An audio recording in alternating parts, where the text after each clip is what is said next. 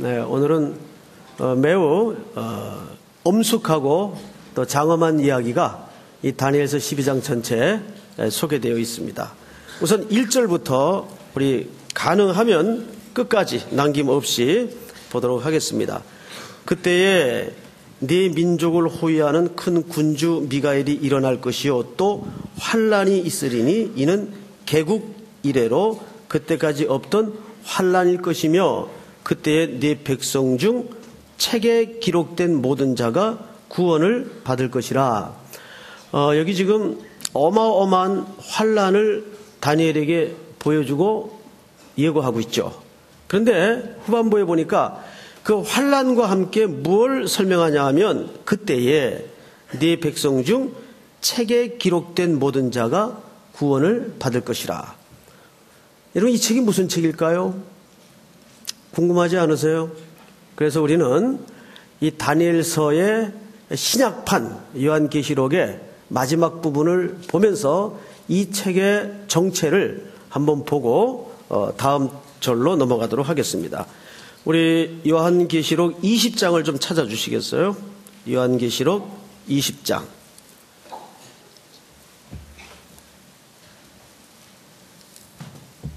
11절서부터 거기 소위 이제 백보좌 심판이라고 불리우는 심판의 그림이 소개가 되어 있습니다. 11절서부터 한 절씩 교독합니다. 또 내가 크고 흰 보좌와 그 위에 앉으신 이를 보니 땅과 하늘이 그 앞이 피하여 간데 없더라. 시작. 또 내가 보니 죽은 자들의 큰 자나 작은 자나 그 보좌 앞에 서 있는데 책들이 펴있고 또 다른 책이 퍼졌으니 곧 생명책이라. 죽은 자들이 자기의 행위를 따라 책들에 기록된 대로 심판을 받으니. 자, 여기 책이 나오죠.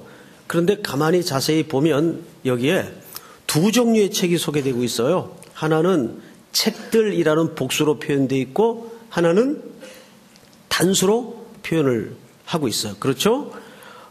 책들이 펴 있는데 또 다른 책이 단수죠. 펴졌으니 곧 무슨 책입니까? 생명책이라.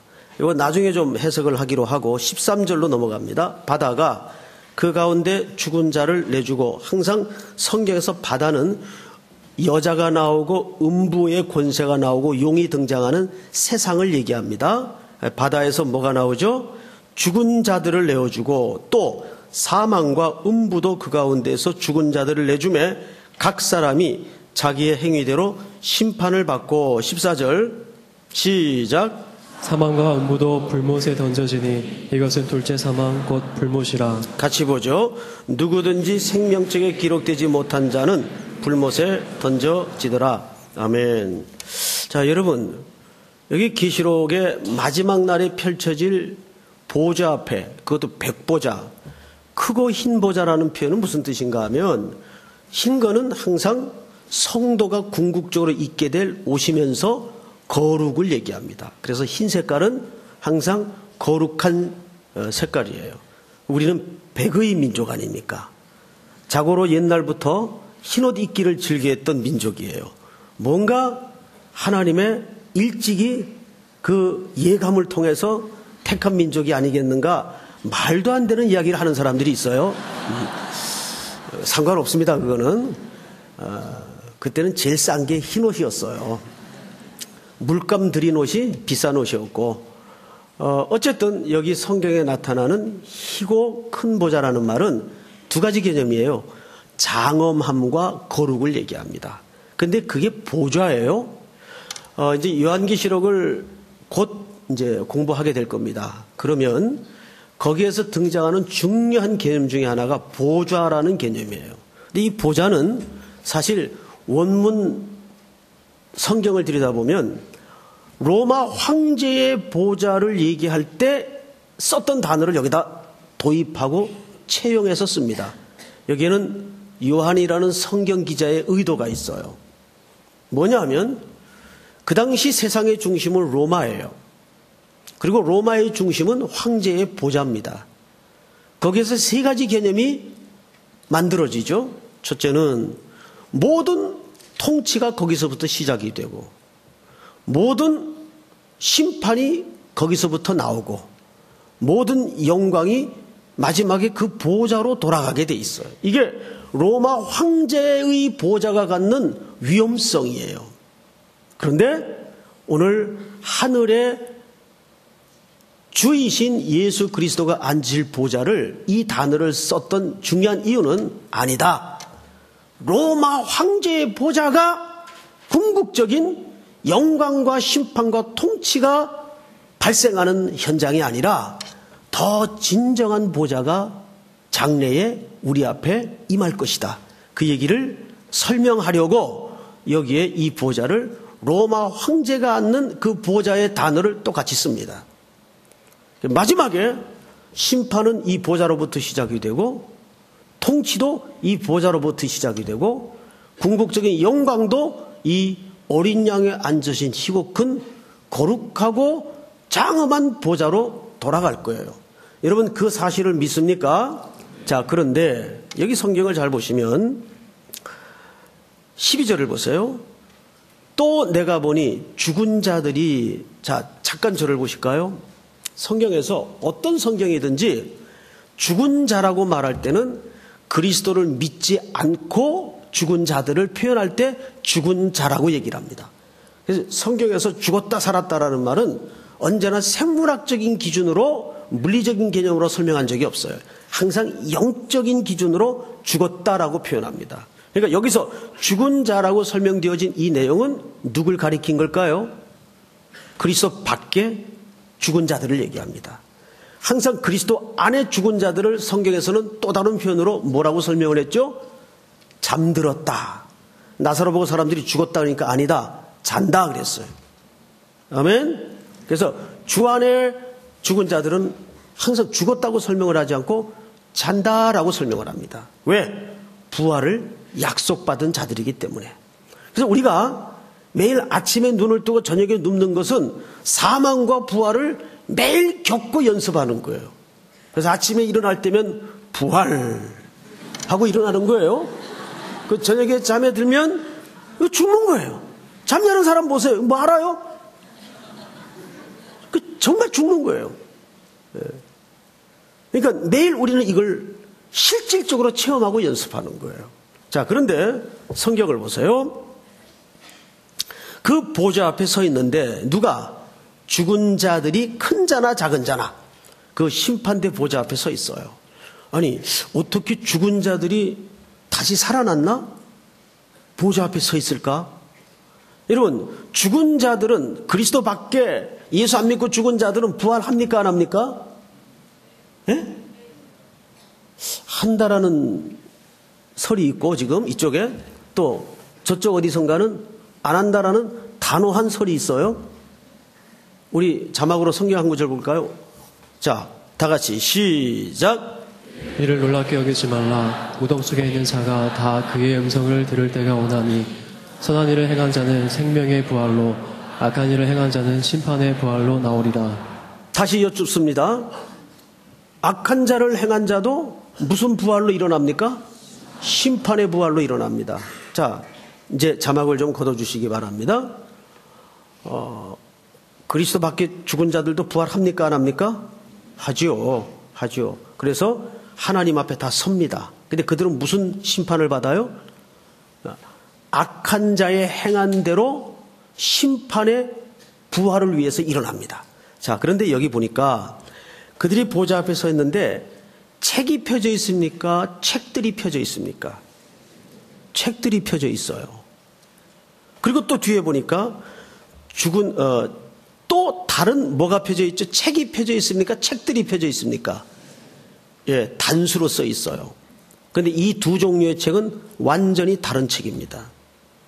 책은 이렇게 설명하고 있죠. 뒤에 곧 무슨 책이라? 할렐루야. 자, 그러면 제가 여러분들에게 한번 여쭤볼게요. 우리 삼일교회 모든 성도님들은 책들의 이름이 있을 것 같습니까? 생명책에 이름이 있을 것 같습니까? 생명책. 아멘. 제가 믿어도 되겠습니까? 좋아요. 그러면 그 다음 좀 봅시다. 생명책이라 죽은 자들이 자기 행위를 따라 책들에 기록된 대로 심판을 받으니. 자, 죽은 자들이 뭘 따라 심판을 받아요? 자기 행위를 따라. 그러면 여러분 다시 묻습니다. 그래도 여러분들이 생명책에 기록될 자신이 있어요? 여봐요. 대답이 지금 대답이 희미해지잖아요. 다시 이거 중요한 얘기입니다. 운명이 왔다 갔다 하는 얘기예요. 그래도 행위로 심판을 하셔도 내가 생명책에 기록될 확신이 있어요? 자, 잘하셨습니다. 그러면 도대체 여기서 행위라는 게 무슨 말일까? 행위라는 게. 우리 한 군데만 찾죠. 이건 직접 확인합니다. 마태복음 7장 15절. 성경을 다 펴세요. 마태복음 7장 15절. 어줍지 않게 공로 구원을 요즘 주장하는 사람들이 있는데 아주 위험한 발상입니다. 자, 15절부터 저하고 교독을 합니다. 거짓 선지자들을 삼가라. 양의 옷을 입고 너희에게 나오나 속에는 노락질하는 일이라. 시작. 그들의 열매로 그들을 알지니 가시나무에서 포도를 또는 엉겅퀴에서 무화과를 따겠느냐. 이와 같이 좋은 나무마다 아름다운 열매를 맺고 못된 나무가 나쁜 열매를 맺나니. 좋은 나무가 나쁜 열매를 맺을 수 없고 못된 나무가 아름다운 열매를 맺을 수 없느니라. 잠깐 보세요. 여러분, 사과나무하고 배나무가 상당히 비슷하게 닮아서 일반인들은 분간하기가 어렵답니다. 그런데 어떻게 하면 사과나무인지 배나무인지 알 수 있겠습니까? 할렐루야. 사과가 열리면 사과나무예요. 배가 맺히면 이놈은 배나무예요. 열매 강조점이 있는 거예요? 나무에 강조점이 있는 거예요? 열매로 알아본다는 말은 열매를 맺으라 그 개념이 아니고 네가 어느 나무 소속이냐를 지적하는 거죠. 그 얘기입니다. 자, 조금 더 읽어볼까요? 19절. 아름다운 열매를 맺지 않은 나무마다 찍혀 불에 던져지느니라. 시작. 이러므로 그들의 열매로 그들을 알리라. 나더러 주여 주여 하는 자마다 다 천국에 들어갈 것이 아니요 다만 하늘에 계신 내 아버지의 뜻대로 뭐 하는 자라야? 여기 행함이 나와요. 행하는 자라여 들어가리라. 시작. 그날에 많은 사람이 나더러 이르되 주여 주여 우리가 주의 이름으로 선지자 노릇하며 주의 이름으로 귀신을 쫓아내며 주의 이름으로 많은 권능을 행하지 아니하였나이까 하리니. 잘 보세요. 자, 여기 소위 사람들이 좋아하는 행위가 등장을 하고 있어요. 그래서 우리는 이 행위를 우리가 뭔가를 땀 흘리고 노력하고 애쓰고 수고하고 이 행위 개념으로 이해를 하는데 이 행위가 도대체 뭘 설명하고 싶었던 걸까를 성경 기자가 어떻게 설명하는가를 좀 보십시다. 23절. 그때 내가 그들에게 밝히 말하되 내가 너희를 도무지 알지 못하니 뭐를 행하는 자들아? 불법이라는 말이 나와요. 불법을 행하는 자들아 내게서 떠나가라 하리라. 그러므로 누구든지 나의 이 말을 듣고 행하는 자는 그 집을 어디에 지은 사람이에요? 반석 위에 지은 지혜로운 사람 같으니 비가 내리고 창수가 나고 바람이 불어 그 집이 부딪히되 무너지지 아니하나니 이는 주추를 반석 위에 놓은 까닭이요. 26절 시작. 나의 이 말을 듣고 행하지 아니하는 자는 그 집을 모래 위에 지은 어리석은 사람 같으리니. 같이 봅니다.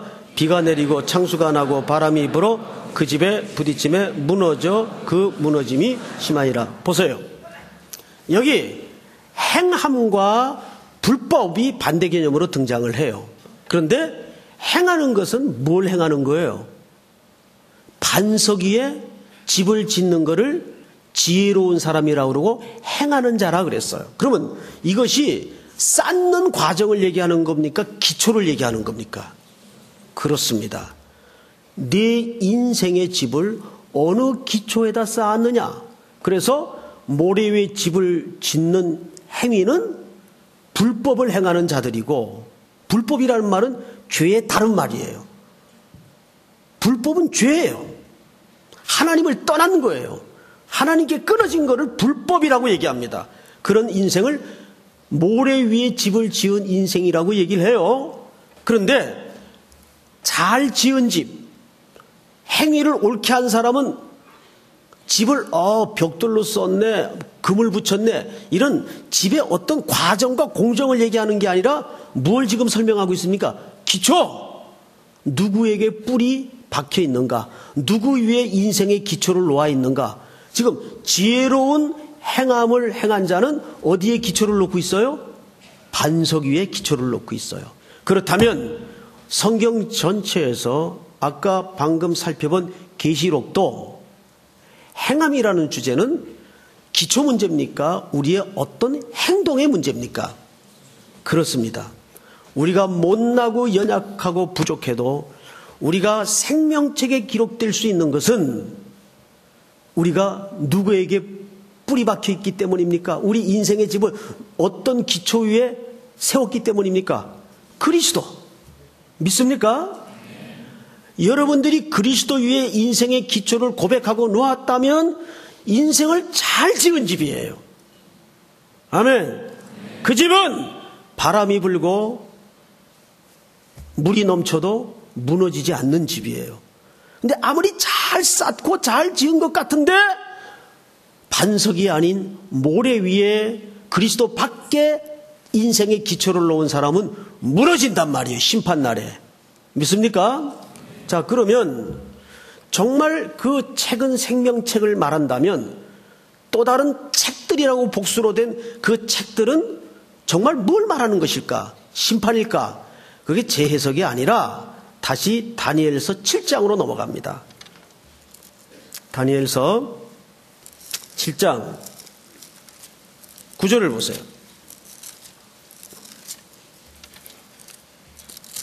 찾으셨습니까? 제가 읽습니다. 내가 보니 왕자가 놓이고 옛적부터 항상 계신 이가 좌정하셨는데 그 옷은 희기가 눈 같고 그 머리털은 깨끗한 양의 털 같고 그의 보좌는 불꽃이요 그의 바퀴는 타오르는 불이며 시작.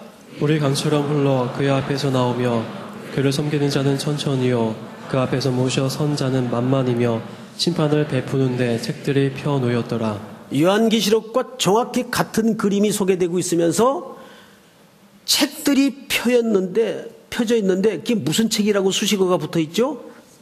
계시록에는 소개되지 않은 심판을 베푸는 책들이 펴 놓였더라. 할렐루야. 이 책은 무슨 책이에요? 심판의 책이에요. 그리스도 위에 기초하지 않는 수많은 인생들이 적나라하게 열거된 책들입니다. 그런데 저와 여러분들은 그리스도 위에 신앙 고백을 놓은 인생을 경주하고 있기 때문에 어디에 확실하게 이름이 거론되어 있어요? 생명책에. 믿습니까? 다니엘서가 그래서 구약의 계시록이라고 말한 이유가 여기에 있는 겁니다. 자, 이제 오늘 12장으로 넘어갑니다. 이거 큰일 났네. 1절 하나 설명하는데도 거의 지금 끝날 시간 다 됐어요. 자, 그러나 끝까지 갑니다. 자, 지나가겠습니다. 2절. 땅의 티끌 가운데에서 자는 자 중에서 많은 사람이 깨어나 영생을 받은 자도 있겠고 수치를 당하여서 영원히 부끄러움을 당할 자도 있을 것이며. 정확히 맞습니까? 틀립니까? 맞죠? 영생을 얻을 자도 부활을 해요? 안 해요? 한단 말이에요. 그러나 심판의 책들대로 심판받을 자들도 일어납니까? 안 일어납니까? 일어난단 말이에요. 그러니까 이 다니엘서의 마지막 장에 기록되어 보여주는 그림은 궁극적인 심판날에 벌어질 풍경을 극단적으로 설명하는 거예요. 믿습니까? 자, 또 봅니다. 3절 다 같이 시작. 지혜 있는 자는 궁창의 빛과 같이 빛날 것이요 많은 사람을 옳은 대로 돌아오게 한 자는 별과 같이 영원토록 빛나리라. 지혜 있는 자, 아까 우리 마태복음 7장에서 지혜로운 자는 어디에 집을 짓는 인생이에요? 아멘. 하나님의 백성들을 얘기합니다. 그런 자는, 지혜 있는 자는 궁창의 빛과 같이 빛날 것이요 많은 사람을 옳은 대로 돌아오게 하는 자는 별과 같이 영원토록 빛나리라. 아멘. 이것이 성도들에게 요구된 삶의 종말론적 삶을 사는 교회와 성도들에게 요구되는 선교적 사명입니다. 옳은 대로 돌아오게 하는 자, 옳은 대로 돌아가게 하는 자는 뭐 옳다는 윤리적인 도덕적인 옳다 그러다 그런 개념이 아니라 옳은 길은 오직 한 길밖에 없어요. 그리스도가 의예요. 그리스도가 생명이에요. 그리스도가 진리예요. 나로 말미암지 않고는 아무도 내 아버지께로 올 자가 없는 유일한 길이 예수 그리스도입니다. 믿습니까? 자, 또 성경을 봅니다. 4절 다 같이 시작. 다니엘아 마지막 때까지 이 말을 간수하고 이 글을 봉함하라. 많은 사람이 빨리 왕래하며 지식이 더하리라. 간수하고 봉함하라는 말은 말하자면 지키라 그 말이에요. 자, 그런데 말세가 되면 어떤 징조가 어떤 경향이 만연하게 되느냐? 정확히 두 가지를 얘기했어요. 사람들이 빨리 왕래하며 사람들이 더 빨라져요. 그래서 뉴욕에서 서울까지 2시간 되는 비행거리가 이제 생깁니다. 음속을 돌파하는 비행기가 뜨면 2시간 만에 왔다 갔다 한다 그래요. 그러면 인간이 어떻게 되겠어요? 뉴욕에서 점심 먹고 서울 와서 저녁 먹고 이게 이제 가능해지는 시대예요. 옛날에는 기차가 느렸을 때는 부산 가면 하루 자고 와야 돼요. 그럼 몸도 덜 피곤하고 그런데 이제는 2시간 50분인가 하면은 부산까지 가니까 당일날 일 보고 당일날 올라오게 돼 있어요. 빠른데 몸이 고달파요. 몸이 이상하죠? 이게 인간의 무지예요. 예? 빨라졌는데 더 힘들어. 게다가 그 다음에 뭐라고 돼 있냐면 지식이 더하리라. 지금 지식의 인터넷 세상의 지식의 홍수 속에 살고 있잖아요. 몰라도 될 지식까지 알아가지고 걱정을 뒤집어 쓰고 하고 앉았고 왜 그렇게 사는지 모르겠어요. 이게 말세 때 사는 사람들의 풍경이에요. 그래서 여러분 말세 때는요 사람들이 지금 지구촌의 3분의 1이 여행을 다닌답니다. 이제 마지막에 가면은 여행사 하세요. 앞으로 여행사 대박입니다. 정말이에요. 이게 진짜 블루칩이에요. 내 말이 맞나 틀리나 두고 보세요. 앞으로 정보에 관련된 잡하고 이 여행사는 안 망합니다. 절대 안 망합니다. 물론 자기가 잘못하면 망할 수는 있겠죠. 뭐 그것까지야 제가 어찌할 수 없지만 네? 근데 여기 우리 교회도 여행사 하는 분들이 많죠. 근데 이 여행사는 세계적인 경향이에요. 요즘은 여행도 막 깃발 들고 노란 풍속 노란 모자 막 떼거리로 다니는 여행을 사람들이 지쳐해요. 이제는 틈새 시장을 통해서 아주 소그룹으로 그 사람의 기호에 맞게 그 사람이 좋아하는 것을 패키지로 그때그때 플렉시블하게 변동시키고 만들어가지고 맞춤형 여행이 요즘은 개발되고 있지 않습니까? 그래서 아버지 때가 여행 갔던 그 여행사에다가 아들 때가 또 부탁을 해요. 우리도 당신한테 우리의 스케줄을 맡기고 싶습니다. 이런 여행사들이 많아져요. 그래서 우리 청년들 가운데도 그렇게 여행업 하는 분들이 있을 텐데 이 모든 아이디어와 창조적 생각은 성경에 다 있어요. 성경을 열심히 아침마다 읽고 비즈니스를 해보면 이 책이 비즈니스의 무슨 비결책은 아니지만은 깊은 원리와 은총을 명석한 지혜를 제공해주는 책이 되기 때문입니다. 그 말세 때 사람들의 풍경이 두 가지예요. 결국은 더 빨라지는 걸 원해요. 뭐 자꾸 빨라져가지고 뭐 어떡하겠다는 거예요. 어차피 죽는 건 똑같이 일정 기간 살다 죽는 건데 더 고달파지는 거예요. 그리고 지식의 홍수 속에 살고 지금 얼마나 이 인터넷 때문에 끔찍한 재앙들이 많이 일어나고 있습니까? 게다가 악플을 달고 인격 살인을 하고 알지도 못하는 내용을 침소봉대해서 막 SNS로 돌려놓고 이런 일들이 벌어진단 말이에요. 그러니까 연예인들이 이 인기를 먹고 사는데 이 댓글 달리면 거기 견디질 못하는 거예요. 심성이 약한 사람들은. 그래서 죽는 거예요.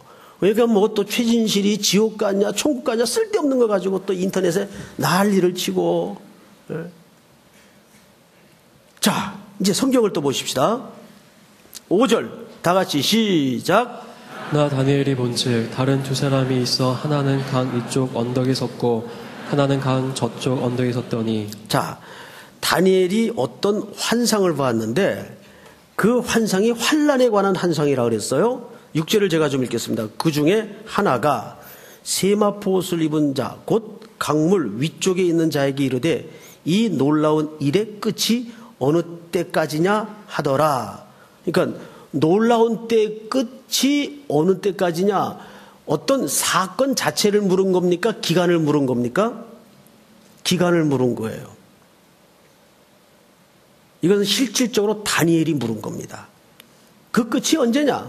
그런데 항상 성경 기자의 일관된 논리가 뭐냐면 그 때와 기한은 예수님마저도 내 고난이 아니라 그랬어요. 누구의 고난이라고요? 아버지의 고난이라 그랬어요. 우리 유대 결혼 풍습을 통해서 그 이론을 우리가 잠깐 공부를 했죠.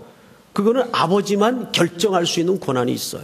예수님도 알지 못한다는 말은 예수님이 전지전능하지 않다는 말이 아니라 그 고난은 예수님의 고난이 아니다, 그 말을 나는 알지 못한다, 그 말이에요.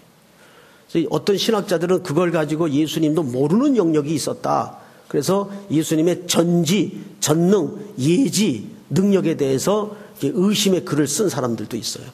그러니까 성경책이 인간을 설득하기 위해서 인간의 수식어를 사용했다는 걸 놓치고 보는 실수입니다. 자, 어쨌든 왜 다니엘이 이 사건 자체를 묻지 않고 이 사건의 끝이 언제이냐를 물었는가 하면 그게 우리의 공동 관심사이기 때문입니다. 항상 우리도 늘 종말할 때는 때와 기한에 관심이 가 있어요. 그러면 어떤 결과가 벌어진다고요? 사도행전 초반에 말씀을 드릴 때 이런 설명을 드렸어요. 종말론을 잘못 접근을 해서 맨날 몇시 언제에 관심을 맞추다 보면, 집중하다 보면 어떤 실수가 벌어지죠? 일상에서 오늘이라는 현실을 집어던지게 돼요. 곧 주님 오신다는데 이거 뭐 필요 있어? 학교 그만둬. 직장 다닐 필요 없어. 그래서 책상에 기본적인 식사만 하고 외출도 안 하고 성경책 펴놓고 냉수 갖다 놓고 주님만 기다리는 거예요. 오신다 그랬다고. 이런 폐인들이 대한민국에 전화번호부책으로 두고는 나올 거예요. 뜻밖의 많습니다. 굉장히 심각한 정도입니다. 그리고 아예 가족과 소식 끊어버리고 깊은 계곡 산속에 들어가서 정말 주님 기다리는 그 잘못된 신앙을 가진 사람들이 얼마나 많아요. 그런데 뜻밖의 공부한 사람들이 그런 일을 해요. 공부한 사람들이. 공부 많이 하지 마세요. 공부 적당히 하는 게 좋습니다.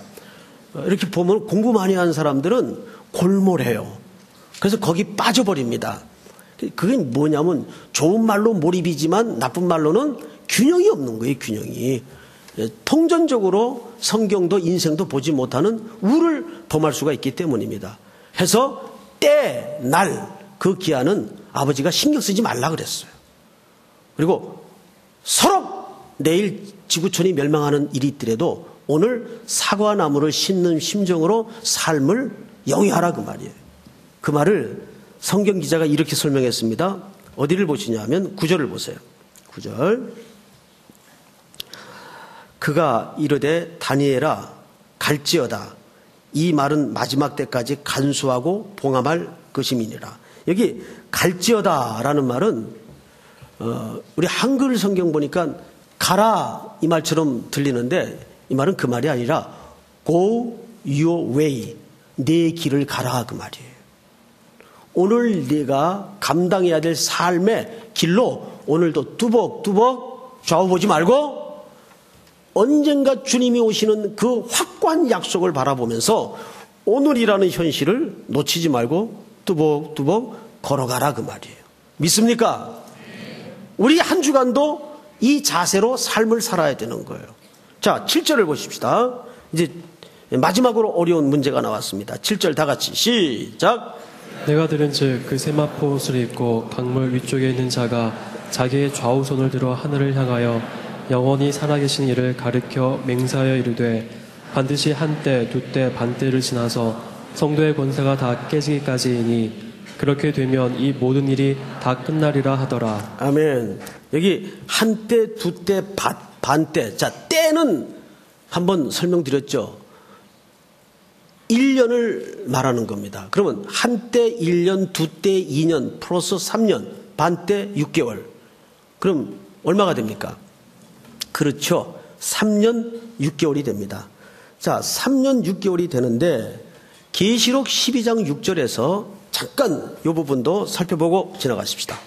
12장 6절을 보세요.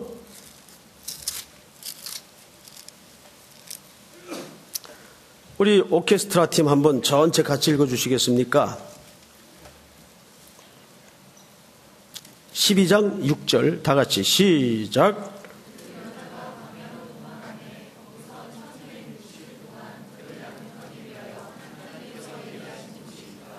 여자가 광야로 도망가서 며칠을 양육하죠? 1260일. 자, 1260일을 빨리 계산해 보세요. 얼마가 나옵니까? 3년 6개월입니다. 맞죠? 계시록 13장 5절을 넘어가 보세요. 자, 전체 한번 같이 읽겠습니다. 시작. 또 짐승이 과장되고 신성 모독을 말하는 입을 받고 또 42달 동안 일할 권세를 받으니라. 42달은 얼마입니까? 3년 6개월입니다.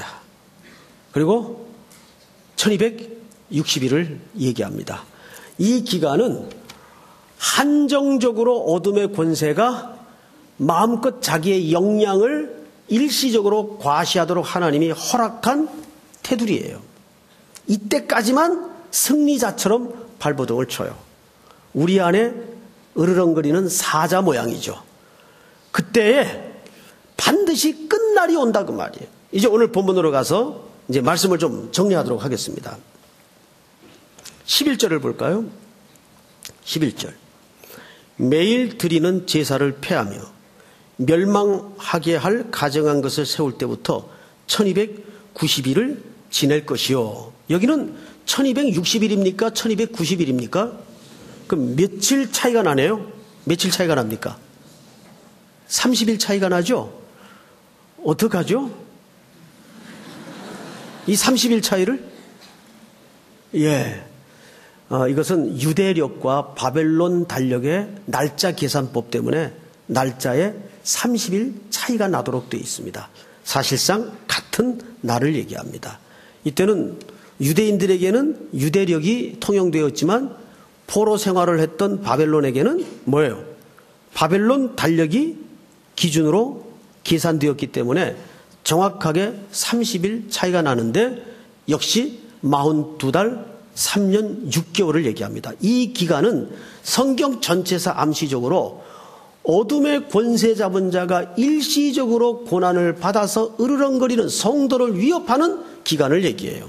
자, 이제 마지막으로 10절을 보십시다. 다 같이 읽겠습니다. 시작. 많은 사람이 연단을 받아 스스로 정결하게 하며 희게 할 것이나 악한 사람은 악을 행하리니 악한 자는 아무것도 깨닫지 못하되 오직 지혜 있는 자는 깨달으리라. 이 환난의 기간이 우리에게 왜 필요하느냐? 바로 이 부분 때문입니다. 자, 이 환난을 통해서 우리가 뭘 받는다고 성경이 되어 있죠? 많은 사람이 뭘 받아요? 연단을 받아요. 연단은 어떻게 되는 겁니까? 우리를 정결케 하는 과정이에요. 여러분, 도리깨 치는 거 혹시 시골에서 보셨나요? 완두콩을 따다가 가을에 햇볕에 말려요. 바싹 마르면 이 쇠꼬챙이가 여러 개 달린 이 도리깨 같은 걸로 이제 농부들이 마당에 깔아놓은 완두콩을 탁탁 쳐요. 제가 한 번은 기도원에 올라가서 좀 기도하느라고 오래 머물러 있었는데 점심시간에 밥 먹고 산책을 하고 있는데 그 기도원의 집사님이 쇠꼬챙이 여러 개 달린 걸로 돌리면서 완두콩을 탁탁탁 쳐요. 그 완두콩이 얼마나 아프겠어요. 아야 막 튀는 거예요. 아야. 네? 그러니까 어떤 현상이 벌어지냐면 거기에서 바짝 마른 그 껍질이 탁 터지면서 알곡이 탁 튀어나와요. 그래서 알곡과 껍데기가 갈라지더라고요. 환난은 우리에게 뭘 암시하죠? 그래야 내 속에 진짜가 뭐고 가짜가 뭔지가 분별이 됩니다. 평안할 땐 그거 분별 안 돼요. 다 필요한 것 같고 다 소용되는 것 같아 느껴지죠? 그런데 집에 한번 불나보세요. 제일 먼저 들고 뛰어나오는 게 보물이에요. 여러분 뭐 들고 뛰어나오겠어요? 예? 잠자는 애 없고 뛰어나와야지 뭘 들고 뛰어나오겠어요. 미국에 살 때 한번 지진이 났는데 냉장고가 이렇게 쭉 밀릴 정도의 큰 지진이 있어요. 학교가 휴거가 되고. 그게 새벽 한 2, 3시경에 일어난 지진이었어요. 전기가 다 나가고 막 귀 밑에서 탱크가 굴러가는 것처럼 꽈르릉 하는데 천지가 암흑이에요. 일단 뛰어나가야 돼요, 밖으로. 뭘 들고 뛰어나갔겠어요, 제가? 에? 우리 딸내미. 그때 둘째는 없었으니까. 딸내미 들쳐왔고, 이제, 물론 와이프 데리고, 이 중요한 거 빼먹었어요. 데리고 뛰어나갔죠.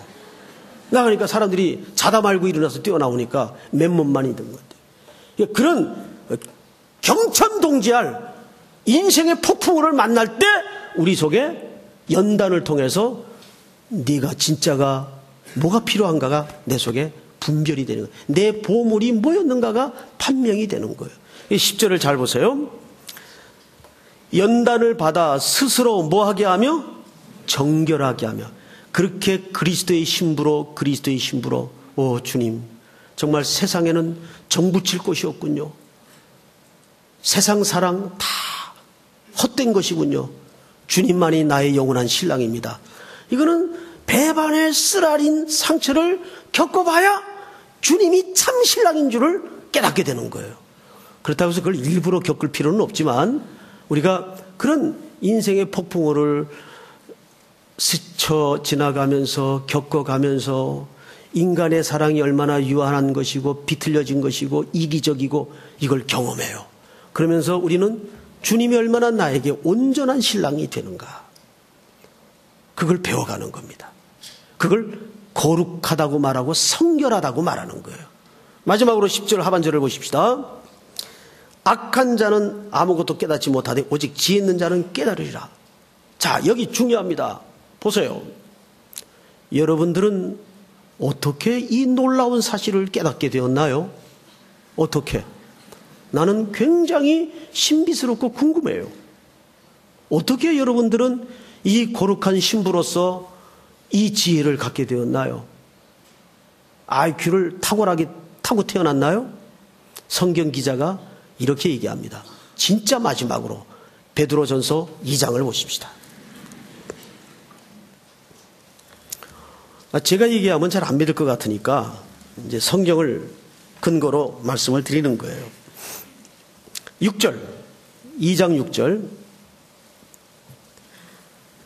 성경에 기록되었을 때 보라 내가 택한 보배로운 모퉁이 돌을 시온에 두노니 그를 믿는 자는 부끄러움을 당하지 아니하리라 하였으니 그러므로 믿는 너희에게는 뭐죠? 누가? 예수님이 여기 보배예요. 버린 돌이 모퉁이 돌이 되었대죠. 그러니까 그러므로 믿는 너희에게는 보배이나 믿지 아니하는 자에게는 건축자들이 버린 그 돌이 모퉁이의 머릿돌이 되고 또한 부딪히는 돌과 걸려 넘어지게 하는 바위가 되었도다. 무슨 얘기입니까? 우리들에게는 그 버린 돌이 보배로 보여졌다고요. 예수님이 건축자들이 집 짓다가 버린 돌인데 우리들에게는 그게 보배로 만나졌어요. 그런데 세상 사람들에게는 걸려지게 하는 돌이고 넘어지는 바위가 되었어요. 어떻게 그게 가능해졌을까? 8절. 또한 부딪히는 돌과 걸려 넘어지게 하는 바위가 되었도다 하였느니라. 그들이 말씀을 순종하지 아니함으로 넘어지나니. 그 다음부터 다 같이 시작. 이는 그들을 이렇게 정하신 것이라. 할렐루야. 하나님이 정하신 거예요. 믿습니까? 하나님이 우리를 택하셔서 9절 볼까요? 이렇게 돼 있어요. 그러나 너희는 택하신 족속이요 왕같은 제사장들이요 거룩한 나라요 그의 소유가 된 백성이니 이는 너희를 어두운 데서 불러내어 그의 기이한 빛에 들어가게 하신 이의 아름다운 덕을 선포하게 하려 하심이라. 아멘. 10절 다 같이 시작. 너희가 전에는 백성이 아니더니 이제는 하나님의 백성이요 전에는 긍휼을 얻지 못하였더니 이제는 긍휼을 얻은 자니라. 아멘. 할렐루야. 우리가 어떻게 그 지혜를 갖게 되었나요? 하나님이 우리를 찾아오셨어요. 우리를 택하셨어요. 하나님이 그렇게 결정하신 거랍니다. 여기 할 말 있어요? 할 말 없는 거예요. 왜? 그리스도의 아름다운 덕을 온 세상에 전하고 증거케 하기 위해서. 믿습니까? 오늘도 그와 같은 복음에 붙들린 행복자로서 여러분들의 일상의 삶 속에 더 강렬하게 그리스도의 제자가 되어서 제사장이 되어서 한 주간도 주님 앞에 승리하는 은혜가 있기를 주님의 이름으로 축복합니다. 다 일어나십시다. 주님 다시 오실 때까지 찬양할까요?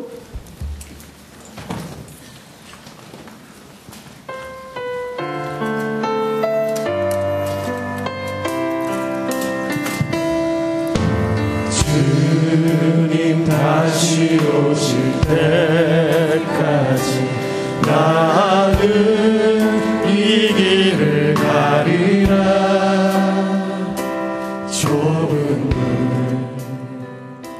좁은 길 나의 십자가 지고 나의 가는 길 끝에서 나는 주님을 보리라. 영광의 내 주님, 영광의 내 주님 나를 맞아주시니 주님 다시 오실 때까지 나는 일어나 달려가리라. 나는 일어나 달려가리라.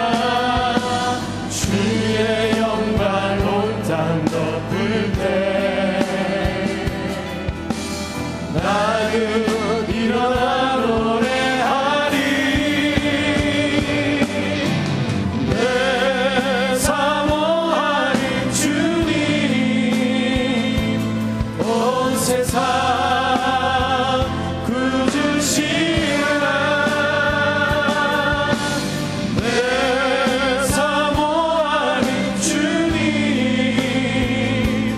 영광의 왕이시라. 주님 다시 오실 때까지 주님 다시 오실 때까지 나는 일어나 달려가리라. 나는 일어나 달려가리라. 주의 영광 온 땅 덮을 때 나는 일어나 노래하리. 내 사모하는 주님 온 세상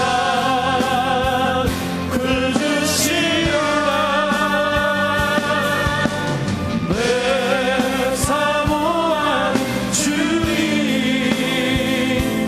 영광의 왕이시라. 영광의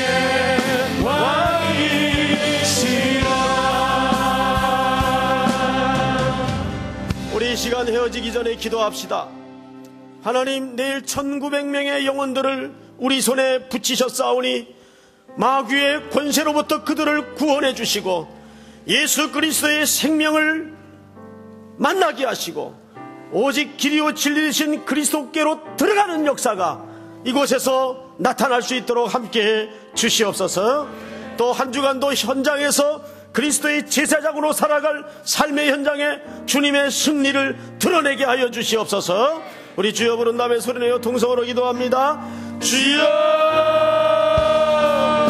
사랑하시는 하나님, 은혜를 감사합니다.